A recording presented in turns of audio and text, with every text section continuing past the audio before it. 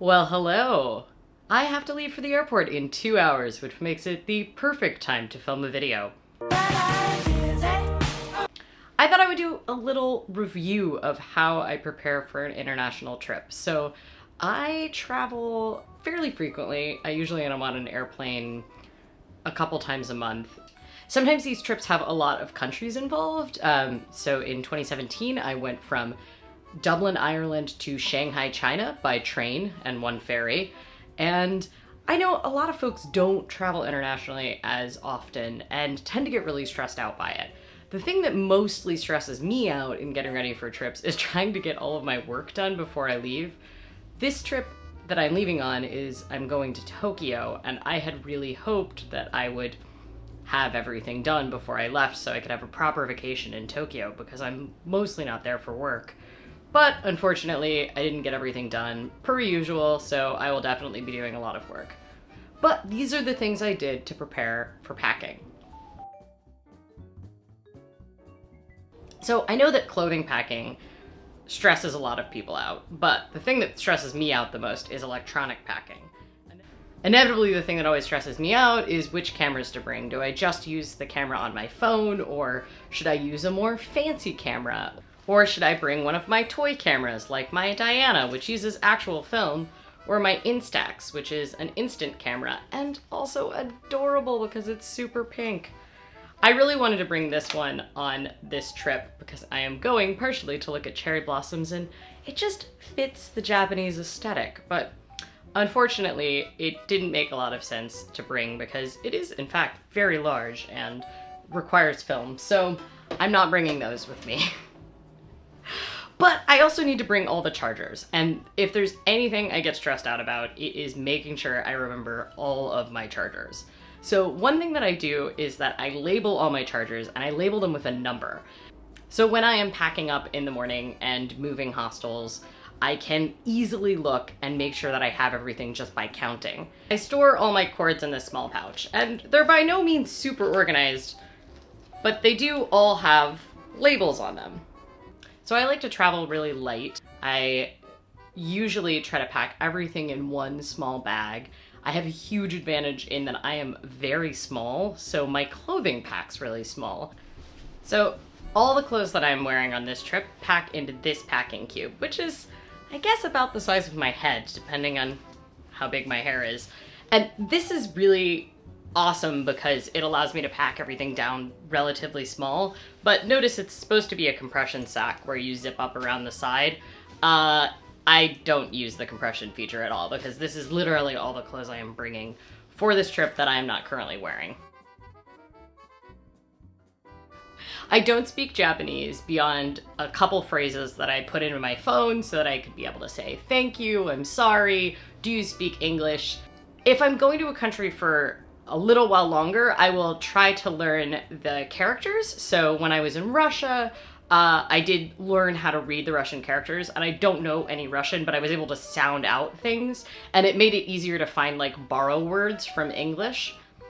But there is an app that makes your life so much easier, which is Google Translate. While Google Translate isn't going to translate great literary works, it will let you translate signs and package ingredients, and it will let you actually type something in and have it speak to someone else.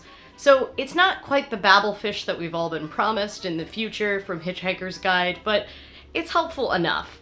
Google Translate, I really don't know how I traveled without it before. I definitely lived abroad without Google Translate, but it's really, really helpful if you can't even read and don't have any knowledge of the language at all. So one thing that you want to do though is you want to download the language to be available offline.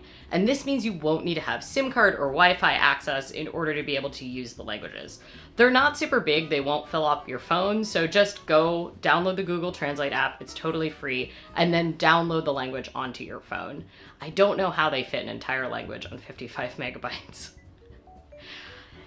If you're going to China, where Google products do not work, there are a couple apps that work similar to Google Translate for China, so I will put them down below. The next thing I do is I make sure I get transit directions. For most places, you can actually download the transit directions offline as Google Maps in your phone, which is a huge lifesaver if you're not going to have a SIM card locally. Unfortunately, Tokyo, due to copyright restrictions, I wasn't able to download it offline. The good news is I am picking up an unlimited SIM when I'm going to Japan.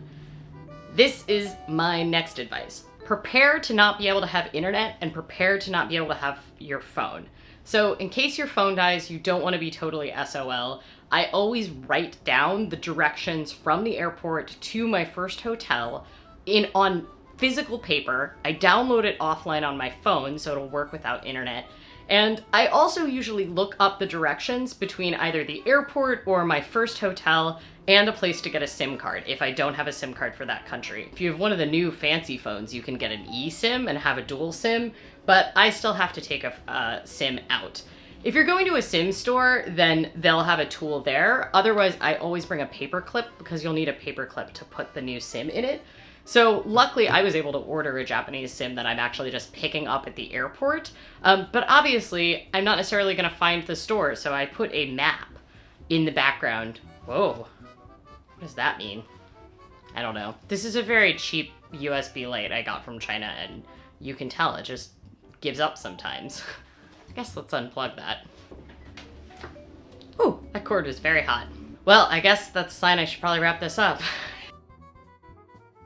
Now, this is specific to me, but I'm vegan, and in some countries it's fine, it's easy to find food for myself, but there's two tools I use almost every time I travel to a country where I don't speak the language. So the first is this app called Vegan Passport. It actually used to be a book that I brought around, but in almost every language, it describes what vegan is without using the term vegan. It's just a very simple thing that you can show to anybody in a restaurant that asks, can you prepare food for me?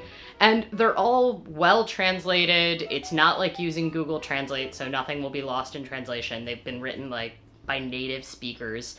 And it's incredibly helpful if you're traveling somewhere where you just don't share any language with them. So the Vegan Passport app is really good. Or you can get the actual book if you're not going to have your phone with you. It even has like pictures that are like yes and no of what you can eat as a vegan.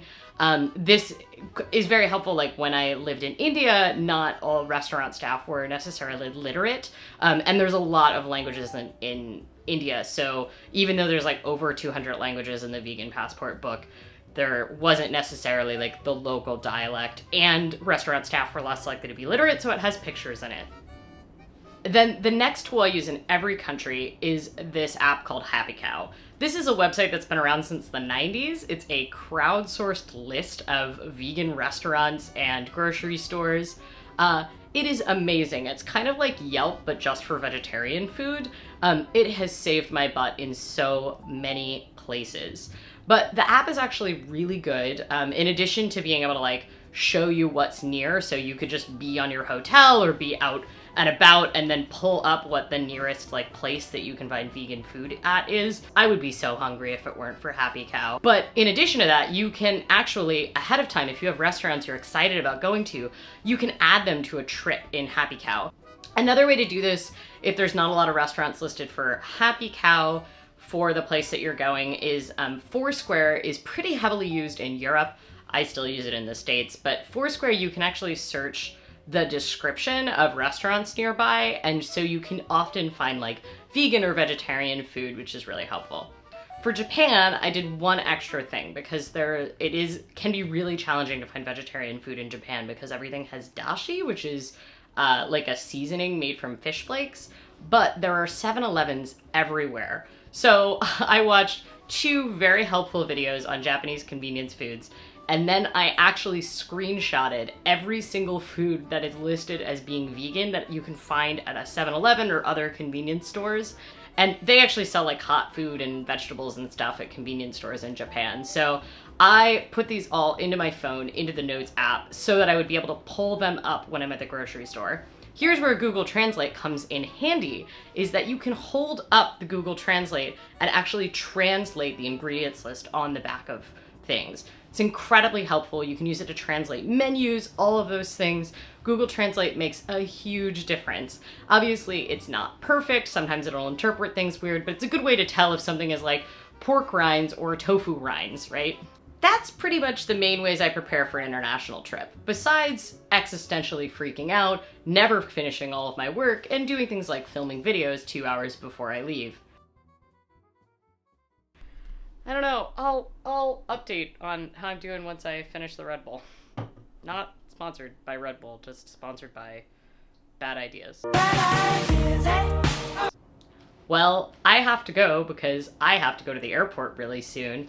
But if you found this video helpful, give it a thumbs up. Tell me down in the comments where you're excited about traveling to abroad next. And if you haven't subscribed yet, please subscribe. I'm desperate. See you soon, next time from Tokyo.